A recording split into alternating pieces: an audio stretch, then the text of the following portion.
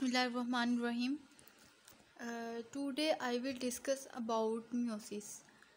meiosis के बारे में मैं पहले डिस्कस कर चुकी हूँ कि एक्चुअली रिडक्शन डिवीजन होता है और जो meiosis है वो आगे दो फर्दर टाइप्स में डिवाइड होता है, meiosis 1 और meiosis 2। तो meiosis 1 को हम डिस्कस कर रहे थे कि meiosis 1 में फर्दर 4 फेजेस हो रहे होते हैं, prophase 1, metaphase 1, anaphase 1 and telophase 1। तो प्रोफेज 1 को हम डिस्कस कर चुके हैं कि जो प्रोफेज 1 होता है उसमें क्रोमोसोम जो थ्रेड की फॉर्म में होते हैं, इनरैंडमली अरेंज होते हैं, वो एक प्रॉपर अरेंजमेंट में आते हैं और सिस्टर क्रोमैटिड्स बना देते हैं। क्रोमोसोम पहले प्रॉपर अरेंजमेंट में आते हैं। तो हमने ये भी बात की थी कि जो प्रोफेज 1 है वो माइटोसिस के प्रोफेज से काफ़ी डिफरेंट है और लॉन्गेस्ट फेज़ है। लॉन्गेस्ट फेज़ क्यों है कि हमें पता है कि प्रोफेज 1 में मटेरियल एक्सचेंज होता है, पहले क्रॉसिंग ओवर होती है, साइनेप्सिस होती है और देन कियास्मेटा फॉर्मेशन भी होती है और इन द एंड हमारे पास सेपरेट क्रोमोसोम्स आ जाते हैं जिनके अंदर वेरिएशन हुई होती है, जिनके अंदर क्रोमोसोम के अंदर जेनेटिक मटेरियल एक्सचेंज हुआ होता है। ठीक है, तो जब मटेरियल एक्सचेंज हो जाता है तो हमारे पास आगे 3 फेजेस पड़े थे। चूँकि वो बड़ा फेज़ है इसलिए मैंने उसे एक ही लेक्चर में किया था और जो बाकी के 3 फेज़ रह जाते हैं वो अब हम डिस्कस करेंगे डिटेल। ठीक है, तो सबसे पहले हम मेटाफेज़ 1, एनाफेज़ 1 और टीलोफेज़ 1 है। सबसे पहले मैं मेटाफेज़ 1 को देखती हूँ कि आप देखें कि जब हमारे पास मटेरियल जो आया था एक्सचेंज हुआ प्रोफेज़ 1 से, तो उसने खुद को अरेंज करना स्टार्ट कर दिया in the equator, in the centre, ख़त्ते इस्तिवा में। जैसे कि प्रोफेज़ मेटाफेज़ जो था माइटोसिस का उसमें भी ऐसा ही हुआ था। ये देखें जहाँ पे ये मैंने येलो सर्कल किया हुआ है, येलो लाइन मार्किंग की हुई है। देखें आपके क्रोमोसोम किस तरह इक्वेटर में एक बाय अरेंज हुए हैं। ठीक है, एक अरेंजमेंट से अरेंज हुए हैं। और ये देखें जहाँ पे मैंने सर्कल बनाया हुआ है ना छोटा सा येलो कलर का, ये मेटाफेज़ प्लेट है।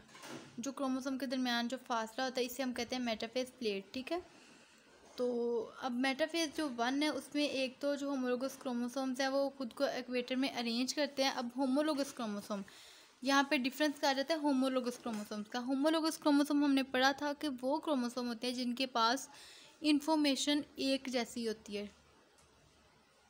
तो जो माइटोसिस है उसके क्रोमोसोम्स होमोलोगस नहीं होते।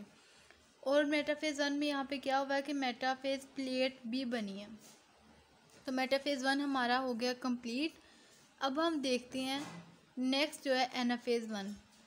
तो एनाफेज़ 1 ऐसा फेज़ है जिसमें ये देखें जो हमारे पास अरेंज हुए थे इक्वेटर में, वो उनके जो काइनेटोकोर फाइबर्स हैं, मतलब जो काइनेटोकोर के 7 फाइबर्स लगे होते हैं, जहाँ पे येलो से निशान लगा ना, यहाँ पे काइनेटोकोर होते हैं सेंट्रोमेयर में। तो इनके साथ जो फाइबर्स लगे थे इसने पुल करना स्टार्ट कर दिया पोल्स की तरफ, जिसकी वजह से फाइबर्स शॉर्टन हुए।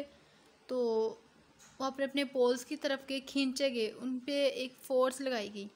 हम सिंपली कह सकते हैं कि जो क्रोमोसोम्स हैं वो खुद को पुल करते हैं and move towards their respective poles, opposite poles की तरफ मूव कर जाते हैं।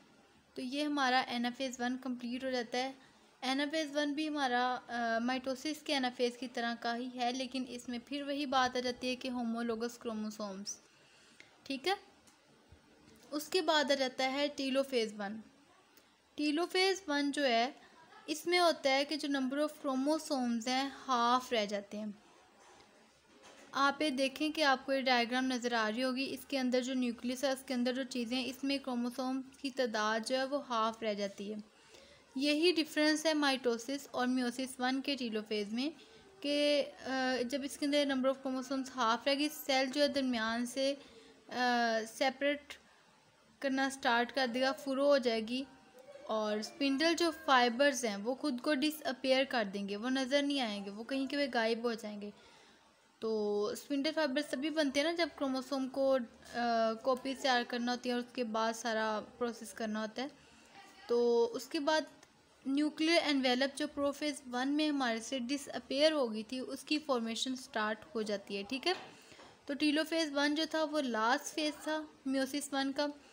तो उसके बाद हम लोग नेक्स्ट देखते हैं कि जो हमारे पास साइटोकाइनेसिस साइटोप्लाज्म की डिवीजन के बाद जो सेल्स आए हैं वो हैप्लॉइड सेल्स आए हैं। ठीक है, आप ये देखें कि हैप्लॉइड सेल्स हैं। हमने माइटोसिस में पढ़ा था कि number of chromosomes remain same in mitosis. ठीक है, तो उसमें डिप्लॉइड सेल्स बने थे, लेकिन मैंने आपको प्रॉपर बताया था माइटोसिस में एक जो रिडक्शन डिवीजन होती है, इसमें क्रोमोसोम की जो तादाद है वो पेरेंट सेल में हाफ डबल होती है, लेकिन जब डॉटर सेल में आती है तो वो हाफ हो जाती है। तो मैंने आपको ये भी बताया था कि जो म्यूसिस है वो बहुत ज़्यादा इम्पोर्टेंट है फॉर सेक्स प्रोसेस, फॉर कि वो कैसे एक जनरेशन प्रोसेस जो होता है उसके लिए, जैसे क्रोमोसोम्स आगे जनरेशन में जाने हैं, मतलब कि हमारे जो पेरेंट्स होते हैं, एक मदर सेल और एक फादर सेल, मीन एग और स्पर्म सेल, उनके पास 42 होते हैं। अब 42 मिलेंगे तो वो 92 बना देंगे, तो 92 नेक्स्ट मिलेंगे, तो इस तरह तो जनरेशन डिस्टर्ब हो जाएंगी। इसलिए जो म्यूसिस है वो बहुत ज़्यादा इम्पोर्टेंट है, क्योंकि वो वेरिएशन लाती है। अब जब वेरिएशन आएगी तो जब जो मदर सेल है और जो पेरेंट सेल है वो 42 नहीं, वो 21 और 21 देंगे, तो वो जो हमारा ऑफ स्प्रिंग होगा उसमें भी 42 ही होंगे, क्योंकि अब एक मदर सेल था उसके अंदर भी 42 थे, तो अब जो बच्चा है उसके अंदर भी 42 है, फादर सेल में भी 42 थे, अब इक्वल हो गया और ये जनरेशन्स ठीक मतलब सेम रहेंगी। इसीलिए हमारे पास जो सेल है वो हैप्लॉइड सेल, देखिए नीचे लिखा भी हुआ है इन सेल्स के नीचे कि हैप्लॉइड सेल्स हैं। तो अब हमारी जो है मियोसिस 1 वो हो गई है कंप्लीट। तो क्योंकि प्रोफेज 1 मैंने पहले लेक्चर में आपको डिटेल्ड बताया, और ये जो इसके बाकी के 3 फेजेस है ये यहाँ पे बता दिए। अब हम जो मियोसिस 2 है, जस्ट लाइक जो माइटोसिस है, हम उससे डिस्कस करेंगे। उसमें भी सिर्फ क्रोमोसोम के नंबरिंग का ही थोड़ा इशू होता है, और ये होता है कि एक सेल से 4 सेल बन रहे होते हैं, लेकिन जो माइटोसिस है उसमें एक सेल से 2 सेल बनते हैं। ठीक है, वो डिप्लॉइड होते हैं और ये हैप्लॉइड होते हैं। तो जो मियोसिस 2 है, जस्ट लाइक माइटोसिस, हम उसे डिटेल डिस्कस करेंगे। तब तक आप इसे देखें।